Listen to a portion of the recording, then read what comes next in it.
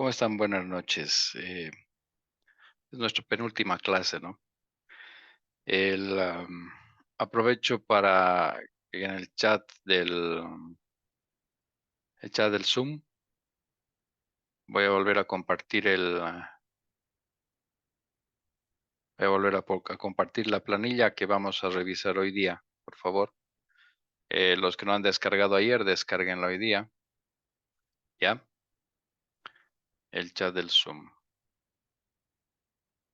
En este chat estoy compartiendo con ustedes una planilla de cálculo que la hice yo, que más o menos resume, digamos, no más o menos, sino que resume casi la mayor parte de las fórmulas que tenemos y que estamos viendo. Que esto va a ser importante que ustedes lo revisen para realizar la práctica, ¿no? Y hacer la evaluación final del módulo, ¿ok? Descárguenlo, lo vamos a ver hoy día. Ahora, hoy día y mañana vamos a mirar todo lo que es el tema de los procesos de diseño.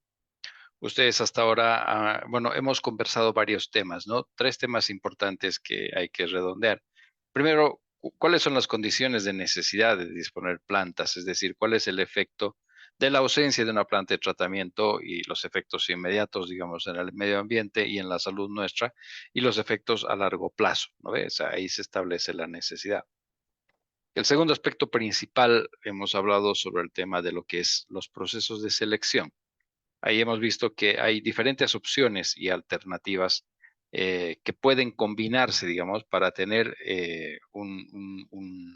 una meta de tratamiento, para lograr una calidad de tratamiento asociado a una meta que la imponemos nosotros como proyectistas desde el punto de vista de qué es lo que queremos hacer con el agua tratada.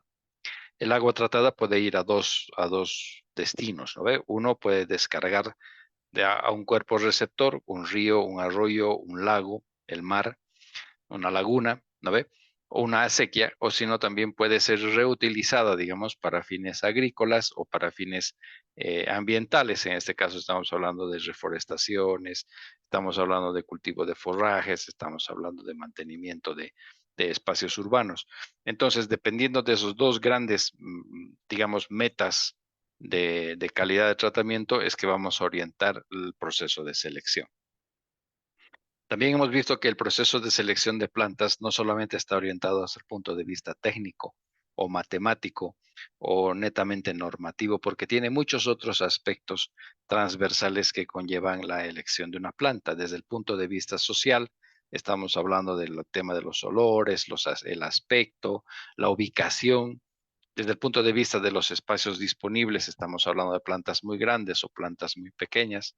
Desde el punto de vista ambiental, estamos hablando del tema de la emisión de olores, el tema de efectos del clima, digamos, en los procesos de tratamiento. Y en los aspectos técnicos, estamos hablando de varios parámetros que no necesariamente, digamos, convergen en una formulación, en una sola fórmula o varias fórmulas, sino que deben ser iteradas de alguna forma por el proyectista hasta que logres tener un dimensionamiento más o menos racional. El dimensionamiento racional estará después trasladado, digamos, a un plano de construcción y tiene que tener no solamente aspectos técnicos de diseño, sino también aspectos de operación y mantenimiento. Porque recordemos que las plantas de aguas residuales tienen que estar mantenidas por alguien, tienen que estar operadas por alguien. Y normalmente por las condiciones de trabajo que se tiene, que estamos hablando de aguas residuales, es que resulta muy dificultoso para alguien poder operar en condiciones de espacios pequeños, falta de circulación, falta de seguridad, digamos, en la circulación peatonal. Por lo tanto, ahí conlleva también la necesidad de que el proyecto vaya acompañado de un proyecto de layout o de emplazamiento donde tú puedas definir aceras de circulación para el monitoreo constante y permanente de las unidades. Entonces, eso tiene que realizarse con seguridad. ¿No ve? Entonces, eso básicamente es un resumen de lo que hemos visto hasta ahora en términos de lo que es el diseño y el dimensionamiento de plantas de tratamiento. Ayer vimos algo relacionado con los reactores, entonces quiero ver con ustedes dos videos, los videos que de alguna forma nos muestran una visión tres dimensiones respecto a lo que habíamos visto, el tema de los tanques sépticos, el tema de los reactores o los filtros anaeróbicos de flujo ascendente, hemos visto también el tema del tanque Inhofe. Entonces vamos a mirar un par de videos cortos donde ahí se modeliza o se ve en términos de 3D de qué estamos hablando y cómo se opera. En ese caso vamos a también detener un poco el video. Esta es una modelización de 3D que realizó un ingeniero, builder. Entonces tiene dos unidades, dos unidades en serie, un tanque séptico y un filtro anaeróbico en serie. ¿Ya? Quiero que presten atención a las tuberías, a las conexiones de ingreso, conexiones de salida, la ubicación de las cámaras de inspección, digamos, que se tiene, ¿no? Y aquí ustedes pueden ver en el tema de la vista, digamos, en 3D, al lado derecho es el tanque séptico que tiene dos cámaras, ¿no? La primera cámara viene a ser la primera cámara de sedimentación y acumulación de lodos y natas, y la segunda cámara será una especie de cámara clarificadora y también sirve las veces de función de cámara de carga para que pueda permitirse al agua fluir en la siguiente unidad, que es el filtro FAFA, ¿no ve? Desde la posición inferior hasta la posición superior en flujo ascendente. Entonces se van a fijar, hay una tubería que conecta la segunda cámara del tanque séptico, ¿no ve? A la parte del fondo falso, ¿no? A la cámara debajo del fondo falso, ¿no ve? Y esa en realidad es la carga hidráulica que sirve para vencer el, el, la permeabilidad, si vale el término, del lecho filtrante, ¿no? Entonces, fíjense que las dos cámaras primeras, las de tanque séptico, tienen dos evacuadoras de lodos, ¿no ve? Entonces es una evacuación automática. Estas cámaras superiores vienen a ser la ubicación de los volantes de maniobra de las válvulas que están alojadas, enterradas aquí. Entonces aquí abriendo y cerrando, tú puedes proceder, digamos, a la limpieza de estos tanques sin necesidad de meter mangueras, ¿no ve? Lisa y llanamente con las cargas hidráulicas.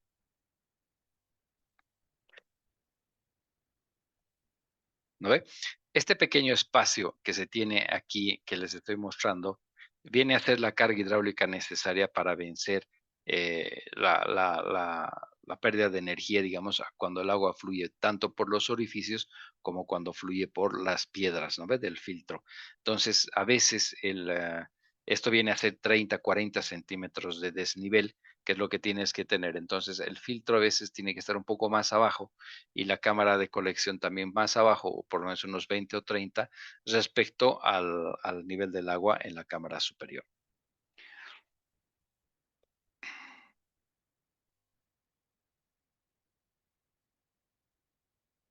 Ambas unidades tienen un dispositivo de ventilación, ¿no ve? Que es básicamente una tubería. Fíjense las barreras, ¿no? La barrera separa, la barrera separadora que separa el tanque séptico de la cámara de carga, digamos, ¿no ve? Es la que te impide, por un lado, el ingreso de lodos flotantes, digamos, y también, por otro lado, es la que detiene los lodos que van a ser extraídos por estas dos válvulas. Hay una lámina posterior. Esto se puede mejorar colocando una tolva, digamos, un poco más, una tolva que te pueda permitir alojar el tubo de mejor forma, digamos, ¿no? Pero igual el sistema puede funcionar.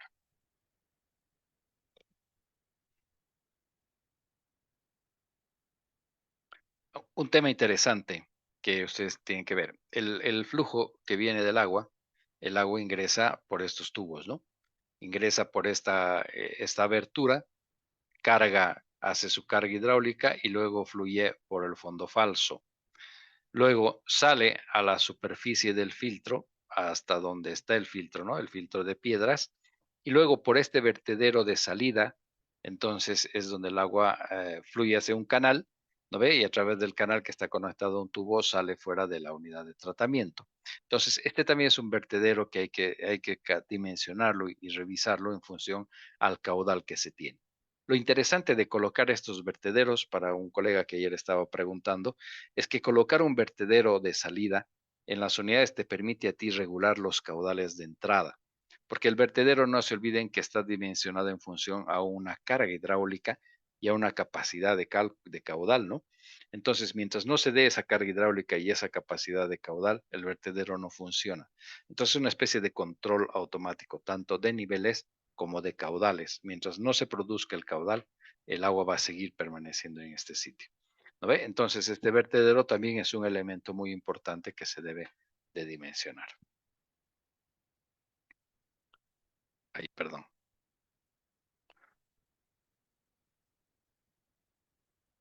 ¿Vale? Entonces, esa es la visión. Ahí está mostrándose cómo se coloca el fondo falso. El fondo falso es una viga. Son 2 vigas, 3 vigas que sostienen la losa, que puede ser, digamos, una losa de partes prefabricadas, perforadas, ¿no? La suma de los orificios debe permitirte el área para que el agua fluya a una velocidad por lo menos igual a 1 metro por segundo. Está el lecho filtrante, que es un lecho de piedras de río, y bueno, el agua fluye en el sentido de derecha a izquierda, ¿no? En la medida que se van operando los sistemas y se va trabajando con las limpiezas, dispones de todo ello. ¿Ok? Entonces, esto es principalmente una vista en 3 dimensiones de lo que es el tanque séptico.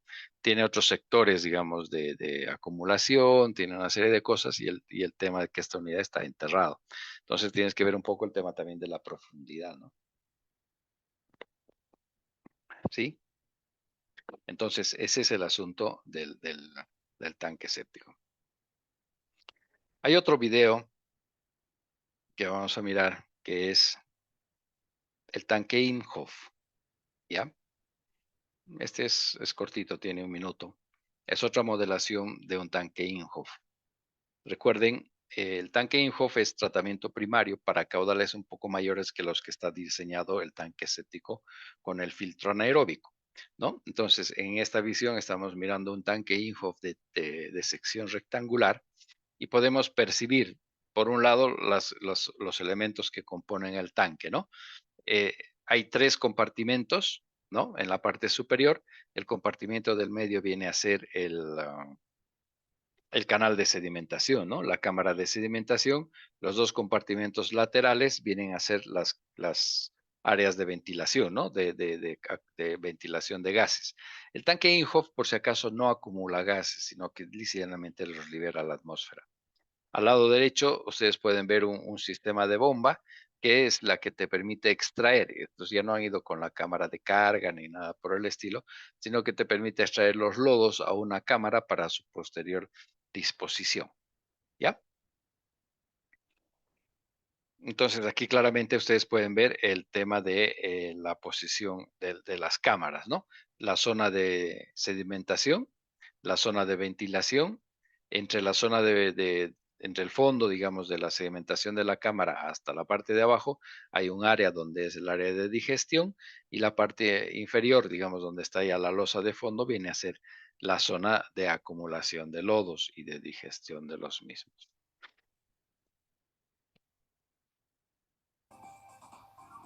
Este tiene una mejor música, medio hindú, pero mm, los lodos están sedimentando e ingresan por esta abertura.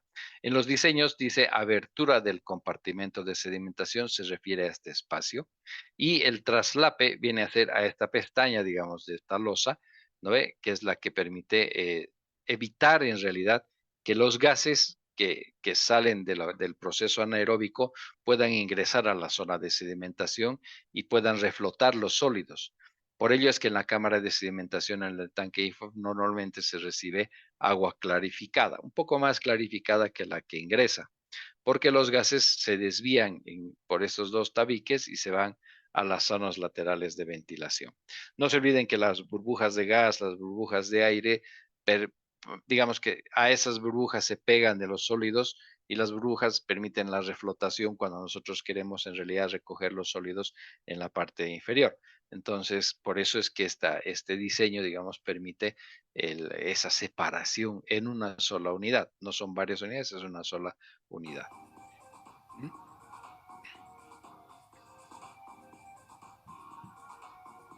¿No?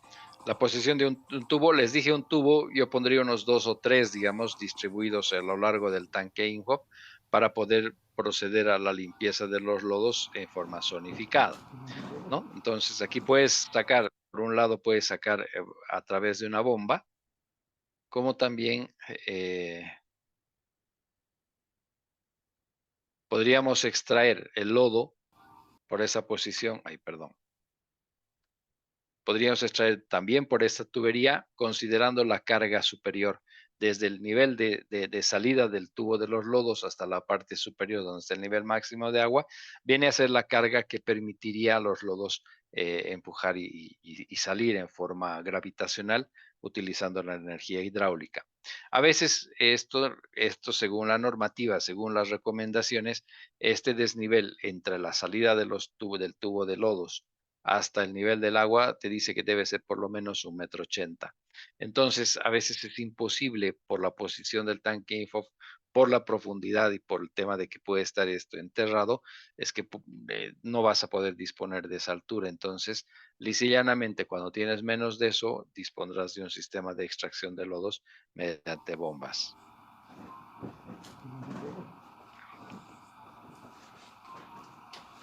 Luego de esta cámara, en esta cámara se recibieron lodos que casi tiene esta misma contextura, es como un flan derretido. Después de ahí lo llevas a las cámaras de espesamiento, cámaras de secado de lodos. ¿No ve? Incluso cuando tienes un dispositivo, bueno, tienes que tener al lado del tanque IHOF una cámara como esta. ¿No ve? Ah, perdón. Una cámara como esta que te recibirá los lodos. A partir de aquí los tienes que llevar al secado. Entonces, esta cámara puede diseñarse como si fuera una cámara de espesamiento. ¿Cuál es la cámara de espesamiento? Esto se quedará, digamos, un buen tiempo, por lo menos más de una semana, y en el fondo de esta cámara se recogerá el lixiviado, ¿no? El líquido lixiviado, que viene a ser agua que lo puedes recircular con una bomba al inicio del tanque INHOF tranquilamente, y los lodos se quedarán aquí para después poder llevarlos cada cierto tiempo a la cancha ya de deshidratación final y a la cancha de estabilización final. Entonces, esta cámara también puede ser una cámara de espesamiento, incorporándole en el fondo de esta losa una tubería que recoge el agua lixiviada, y dependiendo si es que vas a poder al mismo nivel o tendrás que utilizar una pequeña bomba, lo insertarás directamente en la línea de tratamiento. Puedes insertarla en la cámara de llegada a la planta de tratamiento, o la puedes insertar directamente al inicio de la línea de tratamiento primario.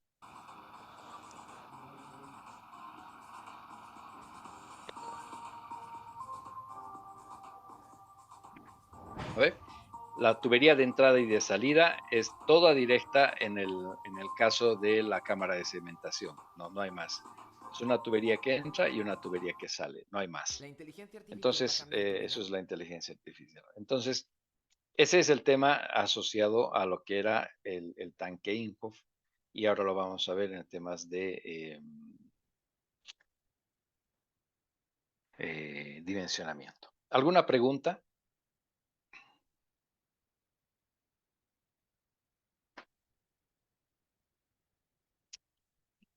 Muy bien. En el tema de la planilla, le he cerrado. La planilla tiene las fórmulas, la planilla que compartió con ustedes, tiene las fórmulas asociadas a las unidades que estamos revisando. Entonces, vamos a revisar un poquito, digamos, la hermenéutica de esta planilla. Tiene muchas cosas que ustedes ya conocen y que ya deben tener, digamos, ¿no? Yo no soy muy factible, digamos, a utilizar software de plantas, porque si han visto ustedes la complejidad en la elección, a veces es muy difícil disponer de un software que tenga todas las opciones y que te pueda guiar por las alternativas. Eso tendría que ser un software a nivel de sistema experto. De pronto, con el desarrollo de la inteligencia artificial se puede lograr. Mientras tanto, las plantas los software están asociados simplemente a un tipo de plantas, o sea, de lodos activados o el diseño de WASBIS, o solamente son softwares que simplemente mecanizan los procesos de cálculo de una unidad en particular. ¿Ya? Eso es por la complejidad que conlleva, digamos, unir varias opciones en un rompecabezas, y que el software tenga que utilizar, digamos, la salida de uno utilizarlo en otro.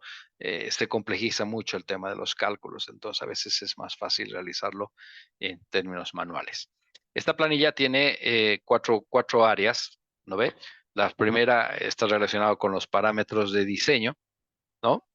Más que todo la planilla centraliza todos estos criterios que tenemos y se intenta tener al final un esquema de planta de tratamiento, no a nivel de geometría final, sino que a nivel de números y evaluaciones, digamos, de resultados, y cada pestaña te orientará, digamos, a un tipo de dimensionamiento que se tiene.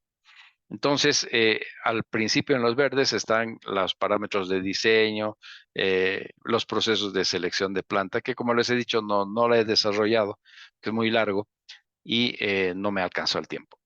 Ustedes pueden avanzar con esto o utilizar el proceso de selección mediante los diagramas de flujo o utilizar los procesos de selección de alternativas en la planilla que tiene la guía, ¿no? La guía del ministerio.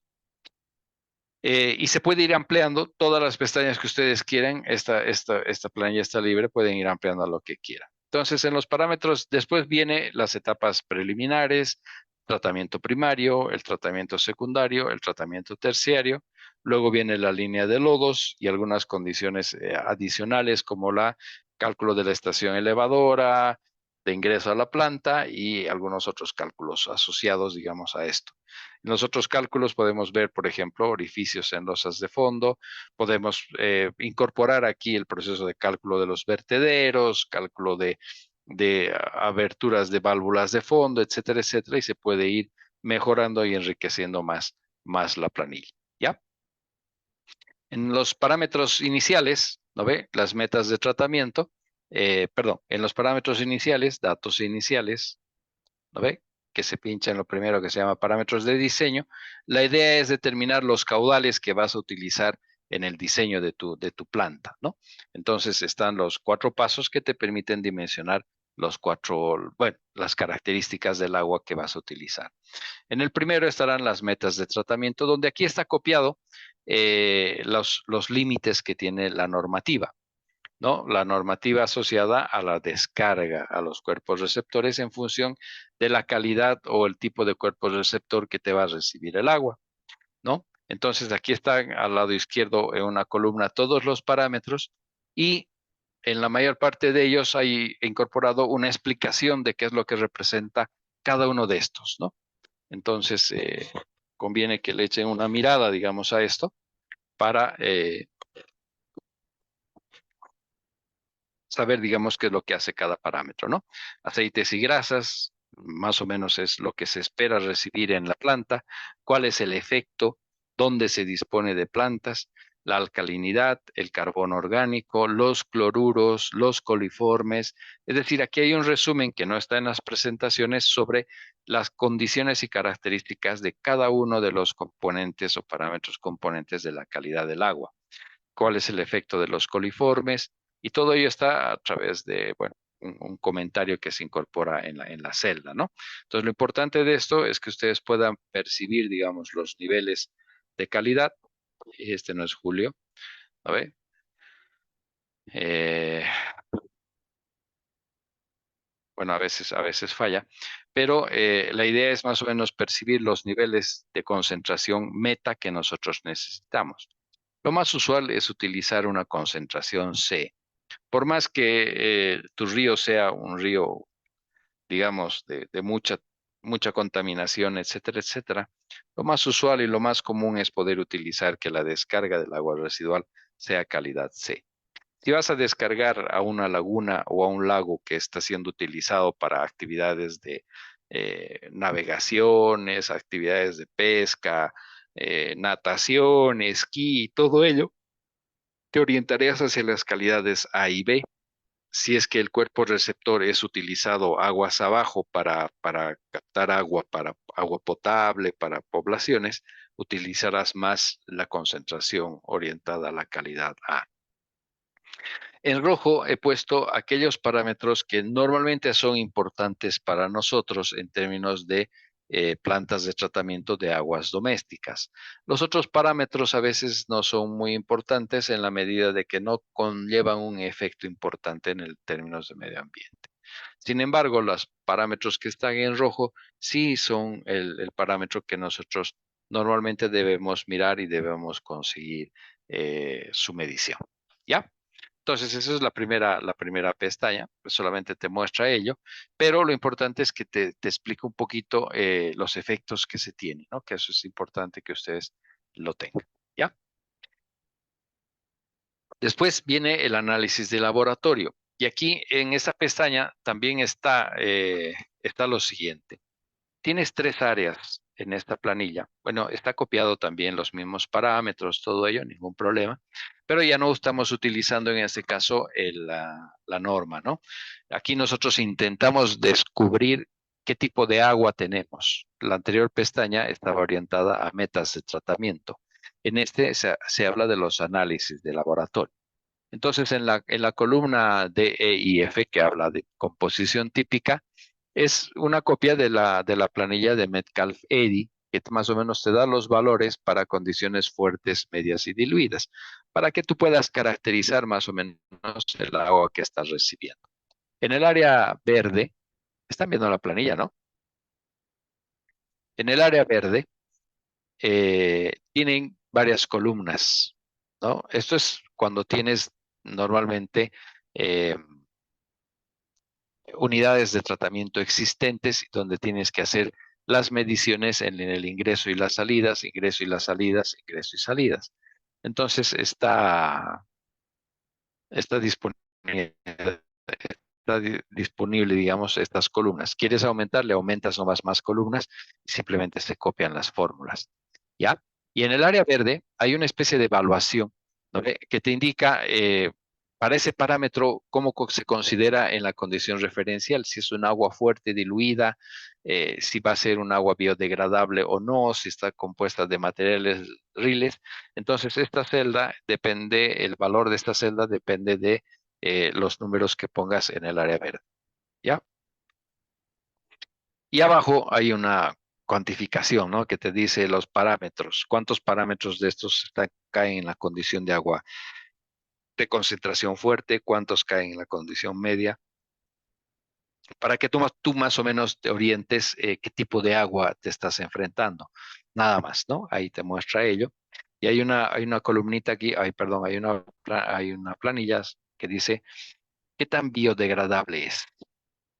La biodegradabilidad de un agua residual tiene que ver con los procesos biológicos, es decir, cuando no es biodegradable, cuando las condiciones, que en realidad tiene que ver con la relación DBO-DQO, no te da una condición de biodegradabilidad, tú tienes que proceder más a procesos químicos o a procesos de reducción orgánica más intensivos. Ahí estás hablando de que son normalmente aguas residuales industriales, de origen industrial o tienen alguna concentración que les está molestando.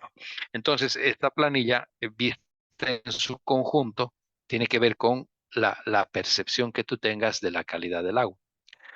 Por ejemplo, vamos a suponer que vamos a utilizar una condición de agua.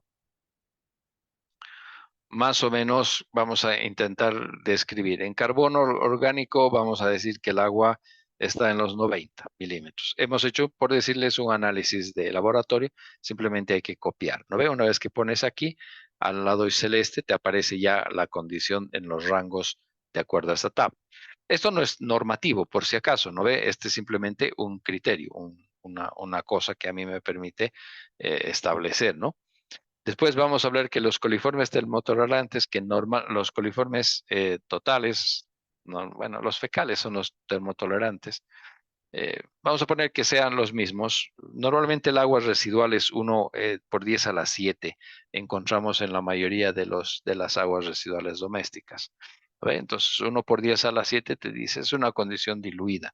No significa que no tenga, sino significa que no es un agua residual con rastros de industriales, sino que es lo más común encontrar agua residual industrial. Normalmente encontramos 280 miligramos de DBO, siempre, 250, 280 hasta 350. Siempre en DBO, en Bolivia, en la mayoría de las plantas que no tienen aguas residuales, no tienen incorporación, digamos, de aguas de lluvia o no tiene incorporación de alguna infiltración o alguna vertiente en sus cámaras, siempre estamos por el orden de los 280, ¿no? 280, 300, 320 es la condición de miligramos por litro de DBO. Eso significa que esto estará alrededor de los 600 probablemente o 550 en términos de DQO. Casi encontramos esos valores, ¿ya? Aquí simplemente estamos viendo cómo funciona nuestra planilla. Entonces, para esas dos condiciones nos dice que es una condición de dilución media, ¿no? Entonces, es una condición de dilución media. Y aquí ya nos está diciendo que esta relación, esta agua es biodegradable, es muy biodegradable, está dentro del rango de que puedes utilizar procesos de humedales, puedes utilizar procesos biológicos, anaerobios, aerobios, filtros percoladores, puedes utilizar tanque info, puedes usar una serie de elementos, porque es biodegradable, es decir, lo puedes trabajar con tratamientos biológicos convencionales, ¿ya? Los nitrógenos, fíjate, lo que te mide, estos que están en rojo normalmente es lo que tú obtienes en un análisis de laboratorio físico, químico, bacteriológico básico. Así es lo que se llama en la mayor parte la convención del tipo de ensayo en los laboratorios de control de calidad de aguas en Bolivia. Ensayo físico, químico, bacteriológico básico para aguas residuales. Entonces, normalmente estos parámetros en rojo es lo que es más común que los laboratorios tienen, ¿no ve? Y bueno, esto te cuesta alrededor de los $100, 85, $100, digamos, en promedio, ¿no? El nitrógeno amoníacal orgánico, nitrógeno total, está orientado a aguas con fertilizantes. Entonces, normalmente vamos a tener alrededor de unos 20, 12, que nuestras aguas, a ver, domésticas 30. A ver, los sólidos disueltos, un agua turbia, digamos, está alrededor de los 500, ¿no? 500, 550, son nuestras aguas residuales que son turbias, ¿no? Los sólidos disueltos totales tienen origen en el agua potable. Los sólidos disueltos son del agua potable, hierro, manganeso, sales disueltas, ¿no ve? Eso no tiene mayor drama, digamos, en el tratamiento, a menos que sea un agua muy salina en la cual el material bacteriológico que hace el tratamiento biológico no te sirva. Es decir, no puedan ser eficientes y más bien en realidad se eliminen esas bacterias, ¿no? Con agua salada hay muy pocas bacterias que viven. Normalmente nuestras aguas están alrededor de los 500, las aguas de pozo en realidad. Ya, sólidos suspendidos 350, es un agua turbia, ¿no ve? Y los sólidos totales le vamos a poner que sea 120. No, pues más, o sea, es 800, 900. ¿No ve? Casi los sólidos totales vienen a ser la suma de la mayor parte de los sólidos presentes, ¿no? Entonces, por eso le puse 900. ¿Ya? Entonces, vamos a decir que aquí estamos rellenando los análisis que hemos hecho para el agua residual. Si es que fuera nuestro proyecto una planta nueva, donde no tenemos nada o la existente la vamos a eliminar completamente porque quedó muy chiquita, entonces solamente necesitamos llenar la primera columna, nada más. Sí, tenemos que hacer la evaluación de ciertas unidades que todavía pueden ser rescatadas en la planta de tratamiento o tienes que hacer una evaluación de una planta existente del funcionamiento, empezarás a rellenar, ¿no ve? Y aquí podrás decir la M2 será la salida del tanque Imhoff, M3 será la salida no sé, del tanque séptico o del filtro biológico, la M4 será la salida del humedal hasta que puedas tener la salida de la planta. Entonces, de esa forma tú vas a tener en un solo cuadro todos los números que te van orientando a ello. Y aquí para poder proceder a la evaluación, puedes incorporar una serie de columnas que te hablen de eficiencia, ¿no ve? En los diferentes funcionamientos y los puedes comparar con los de las tablas, ¿no ve? Entonces ahí puedes decir, este tanque Inhoff no está funcionando, el humedal sí sirve, todavía tiene sus eficiencias determinadas, el tanque séptico no está funcionando y con eso puedes tú hacer una evaluación. Por el momento, digamos, el funcionamiento de esta planilla está explicado con esto. Y aquí te dice, ¿no ve? La relación DBO de Q, que es simple, es simplemente las dos relaciones, es 0,51. Normalmente, la relación DBO de Q es de Q a DBO, en realidad al revés, es así. Está entre 3 a 4 veces, perdón. Entonces, casi siempre es así. Cuando es hay mucho DQO, pensemos en un agua de DQO, digamos, no sé, de 1200, ¿no? Una relación de DQO de 1200, ¿no ve? Ya la biodegradabilidad baja, ¿no? Ya no es muy biodegradable, ya no es muy biodegradable, ya es biodegradable nomás, y casi estás en el límite de poco biodegradabilidad, ¿no ve? Estás casi entre el 0,20, 0,23. En este caso, tú sabes que estos procesos de 1200 o 1500 miligramos por litro de DQO, ¿no ve? Están asociados a plantas, perdón, a aguas industriales, ¿no? Aguas de fuerte componente industrial. Entonces tienes que investigar ahí. Eso te va a exigir que tengas que poner una unidad de reducción de la DQO primero para poder lograr la biodegradabilidad de la fracción orgánica, ¿no? La DBO. ¿Ok? Entonces, este es así. Este es un análisis muy típico, digamos, de laboratorio. Si no lo tienes, usarás un estándar. Y el estándar yo te diría que utilices la condición media. Y con este estándar procederás normalmente a los diseños. ¿Está bien? ¿Sí? Entonces utilizarás ello. Yo utilizaría en el altiplano quizás esta dilución y en la zona donde es mucha lluvia, etcétera, utilizaría diluida.